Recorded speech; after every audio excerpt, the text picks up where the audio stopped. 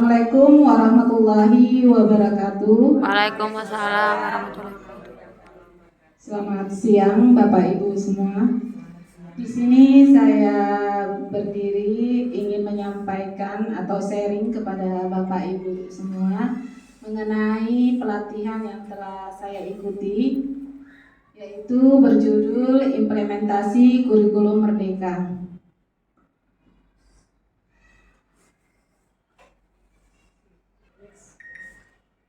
Apa itu kurikulum? Kurikulum bisa diartikan dimaknai sebagai titik awal sampai titik akhir pembelajaran dari siswa, ya, pengalaman belajar yang dihadapi siswa. Secara umum, kurikulum itu merupakan perangkat atau program pendidikan yang dibuat oleh satuan pendidikan, di mana di dalamnya itu ada proses pembelajaran yang melibatkan peserta didik dalam satu periode satuan pendidikan. Nah, kenapa kurikulum itu selalu berubah dan perlu berubah? Salah satunya itu merupakan dasar dari bahwa kurikulum itu berubah, kita mengikuti adanya perubahan zaman, ya. Jadi kita mengikuti perubahan zaman itu semakin apalagi saat ini, ya, kita lihat era digital. Jadi kita mengikuti perkembangan yang ada. Nah, ini salah satu mengapa kurikulum itu harus berubah.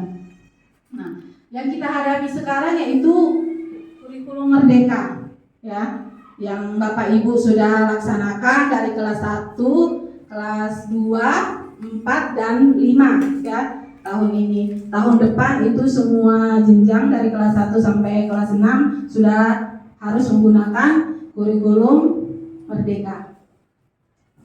Apa itu kurikulum merdeka? Kurikulum merdeka itu yang saya tangkap dia lebih disesuaikan dengan kebutuhan atau kondisi siswa, ya, di mana siswa itu belajar. Nah, di dalam kurikulum merdeka juga ini kelebihannya, dia lebih menyampaikan materi itu materi yang esensial atau materi pokok yang disampaikan lebih mendalam. Nah, seperti sekarang ini materinya itu kan beda dengan tema, ya. Kalau tema itu kan kolaborasi dari pelajaran IPA, bahasa, di dalamnya ada IPS. Nah, kalau di kurikulum merdeka ini sudah dipisah-pisah sesuai dengan mata pelajarannya, dan materi di dalamnya itu merupakan materi esensial atau materi pokok yang akan dibahas lebih mendalam. Nah, di dalamnya juga itu nanti ada fase-fase, ya. Ada fase A yang dari kelas 1 2, fase B kelas 3 4, dan fase C kelas 5 6. Selanjutnya, kurikulum merdeka ini tidak terlepas dari yang namanya istilahnya sekarang P3, profil pelajar Pancasila. Dan ini diharapkan yang saya tangkap tuh profil Pancasila ini di dalamnya itu ada dimensi, ada 6 dimensi, ya, yang dimana nilai-nilainya itu harus menjadi karakter di dalam diri peserta didik yang diharapkan nanti menjadi pembelajaran sepanjang hayat.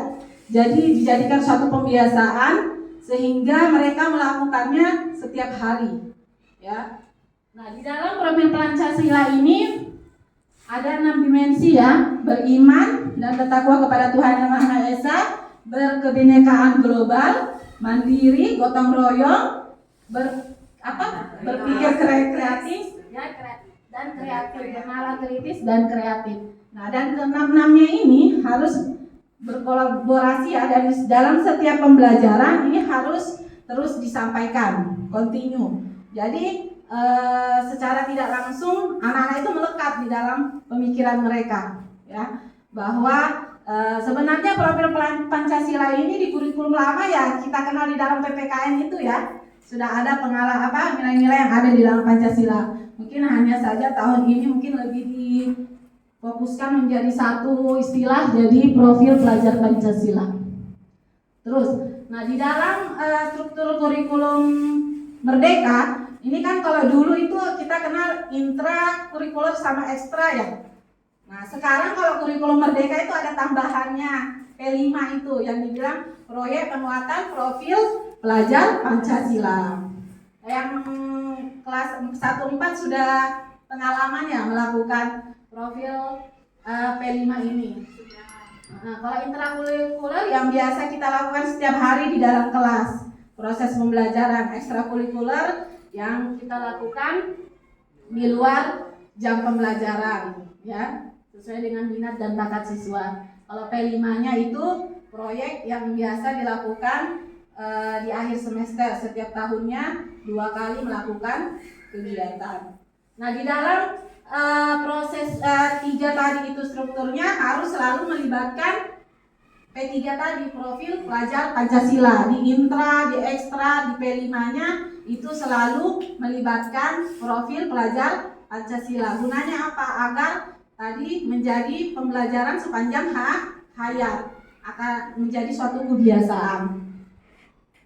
Terus di sini hanya sedikit terakhir yang dapat saya sampaikan.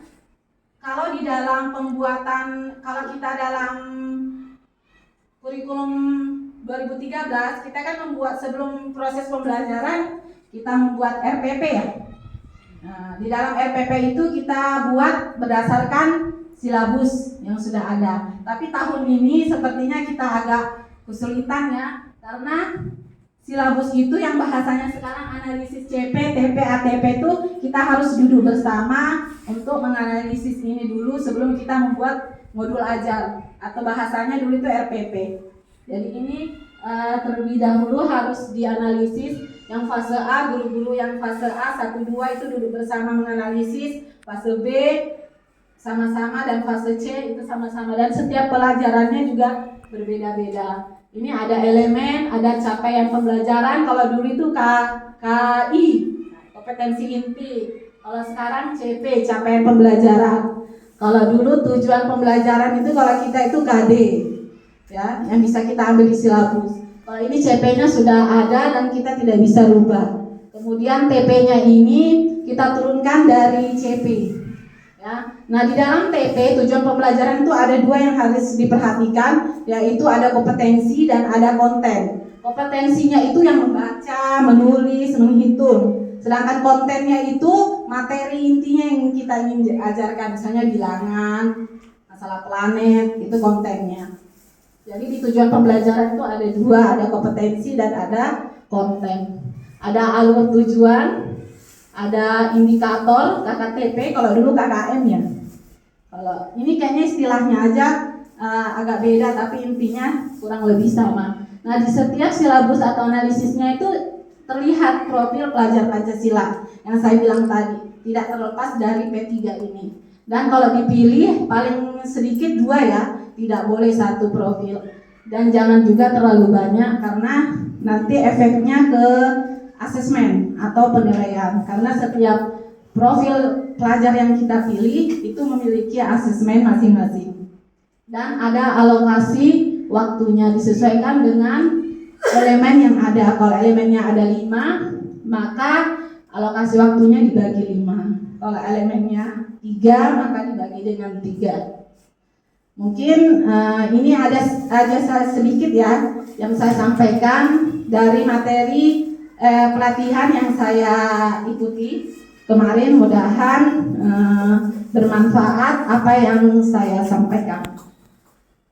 Perhatiannya, wabillahi taufiq wal hidayah. Assalamualaikum warahmatullahi wabarakatuh. Waalaikumsalam warahmatullahi wabarakatuh.